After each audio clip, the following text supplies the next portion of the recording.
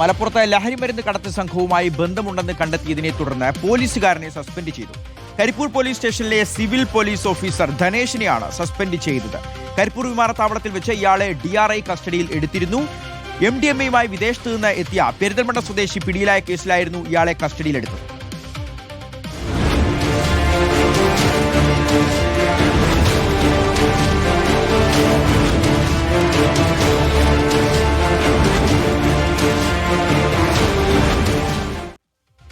Mubashir P Akbar വിവരങ്ങൾ നൽകാനുണ്ട്. മുബഷിർ, ഇയാൾ എങ്ങനെയാണ് ഈ ലഹരിക്കടത്ത് സംഘങ്ങളെ, ലഹരി റാക്കറ്റിനെ ഇയാൾ സഹായിച്ചുകൊണ്ടിരുന്നത്? സേനയ്ക്കുള്ളിൽ തന്നെ ഒറ്റുകാരനുണ്ടെന്ന് പോലീസ് തിരിച്ചറിയാൻ അല്പം വൈകിപ്പോയി. എങ്ങനെയാണ് ഇയാളുടെ കള്ളി വെളിച്ചത്താവുന്നത്?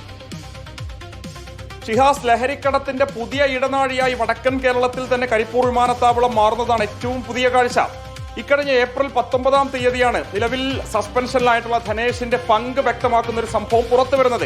19-ാം തീയതി കരിപ്പൂർ വിമാനത്താവളത്തിൽ വന്നിറങ്ങിയ മലപ്പുറം പെരിന്തൽമണ്ണ സ്വദേശിയായിട്ടുള്ള ഹാരിസിന്റെ പക്കലിൽ നിന്നും ആഭ്യന്തര വിപണിയിൽ ഏകദേശം 2 കോടി രൂപയിലധികം വിലമതിക്കുന്ന 2 കിലോയിലധികം തൂക്കം വരുന്ന നിരോധിത ലഹരി പദാർത്ഥമായിട്ടുള്ള MDMA DRI പിടികൂടുന്നു. DRIക്ക് ലഭിച്ച രഹസ്യവിവരത്തിന്റെ അടിസ്ഥാനത്തിൽ കോഴിക്കോട് കൊച്ചി യൂണിറ്റിൽ നിന്നുള്ള ഉദ്യോഗസ്ഥർ നടത്തിയ ഓപ്പറേഷനിലൊടുവിലായിരുന്നു ഹാരിസ് പിടിയിലാകുന്നത്. ഹാരിസിന്റെ ഫോൺ പരിശോധിച്ചതിൽ നിന്നും കരിപ്പൂർ വിമാനത്താവളത്തിന് പുറത്ത് വെച്ചൊരു പോലീസ് ഉദ്യോഗസ്ഥന്റെ സഹായം ഹാരിസിന് ലഭിച്ചതായി DRI ഉദ്യോഗസ്ഥർ കണ്ടെത്തുന്നു.